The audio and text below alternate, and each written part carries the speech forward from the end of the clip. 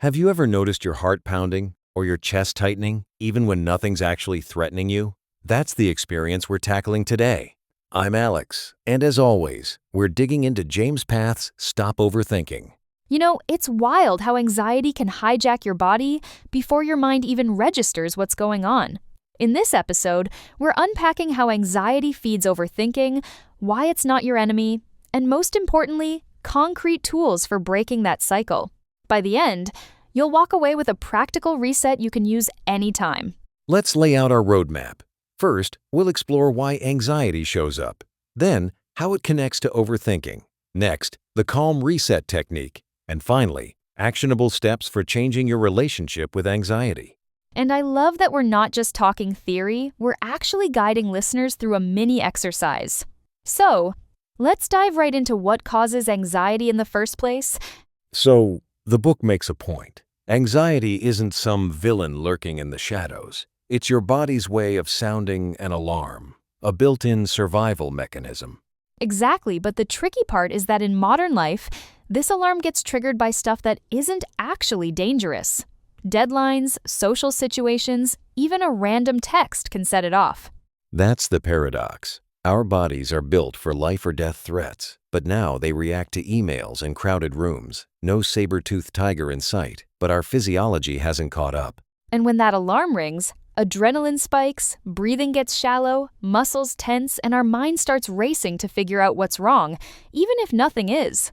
What really stood out for me is how quickly anxiety morphs into overthinking. Once your body reacts, your mind scrambles for explanations. And that searching usually leads to questions like, what if something bad happens? Or, can I handle this? Suddenly, you're not just anxious, you're obsessing over worst-case scenarios. It's almost like your mind tries to solve a mystery that doesn't exist, and in doing so, it just makes the feelings bigger. That's where the vicious cycle kicks in.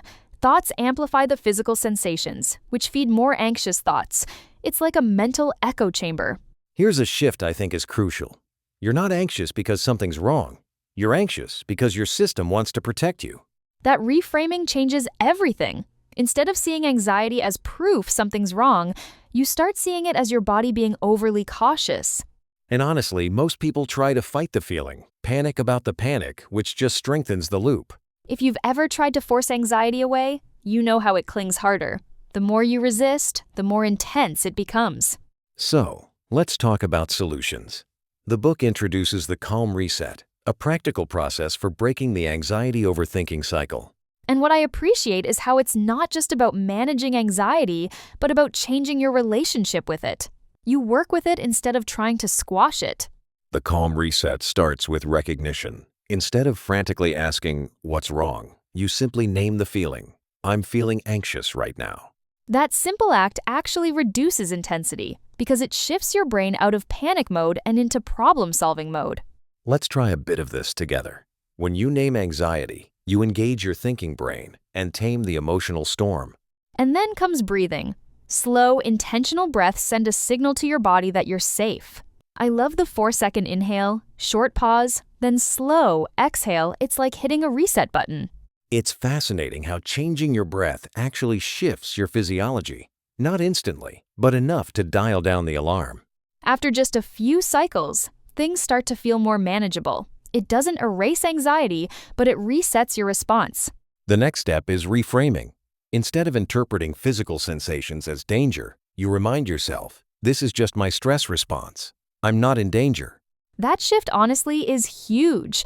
It's like swapping the script from panic to protection. Suddenly, the sensation loses its power over you. And you realize your body's reacting, but you don't have to spiral into anxious thoughts. It's empowering. You get to rewrite the story every time you catch that old loop starting.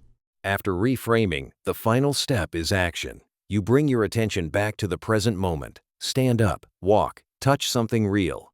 That physical shift reminds you that calm exists now, not in some imagined future disaster. Anxiety thrives on what might happen, but you can ground yourself in what actually is. A small movement, or even focusing on your surroundings, can break the mental loop. It's simple, but surprisingly effective. It's all about redirecting your energy instead of letting it feed anxious thoughts. The book also introduces box breathing, a tool you can use anywhere. Inhale for 4 seconds, hold, exhale, hold again, repeat. While you do it, you can visualize drawing a box each side representing a phase of your breath. It's oddly calming, and it gives your mind something concrete to focus on. I tried it during a stressful meeting, and it really took the edge off. It's like creating a safe container for your anxiety. Box breathing interrupts the cycle and helps you regain control, even when you're out in public or feeling overwhelmed. Here's the big shift. You don't try to eliminate anxiety, you guide it. That's what this chapter is all about. That approach feels so much lighter. Instead of feeling trapped, you learn to steer the experience. It's about influence, not suppression. The next time you feel anxiety rising, just try following the calm reset or box breathing for a minute. See what changes. You might be surprised how much easier it is to move through anxiety when you stop fighting it and start working with it. One thing I found really practical: pay attention to your early signals. Anxiety rarely arrives full force. It builds gradually. That's key. Maybe it starts with tense shoulders or restless thoughts. Those first signs are your opportunity to act before the spiral begins. If you can catch it early, you have way more control over your response. It's almost like catching a leak before it becomes a flood. Early awareness is half the battle. The book's big message is that anxiety isn't the real problem misunderstanding it is. Avoiding or fearing anxiety just makes it stronger. Learning to recognize it, breathe through it, and respond differently breaks the cycle. It's a new relationship, not a battle.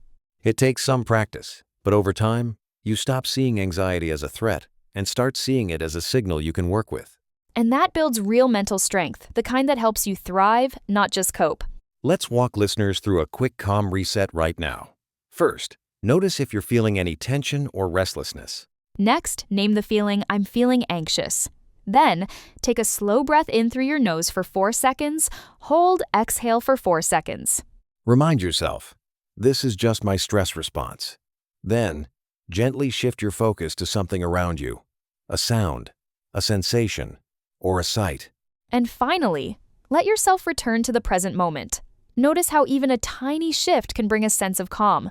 Let's recap 3 big takeaways. First, anxiety is your body's protective response, not a sign that something's wrong. Second, trying to fight or avoid anxiety only strengthens the loop. Working with it, recognizing, breathing, and reframing breaks the cycle. Third, spotting your earliest signals of anxiety gives you the best chance to respond and regain control. Here's your practical action step. Next time you notice tension or racing thoughts, pause and try the calm reset. Just 1 minute can shift your mindset. And in our next episode, we're going to tackle sleep, why your mind won't shut off at night, and what you can do about it. See you then. Looking forward to it. Take care, and remember, work with your anxiety, not against it.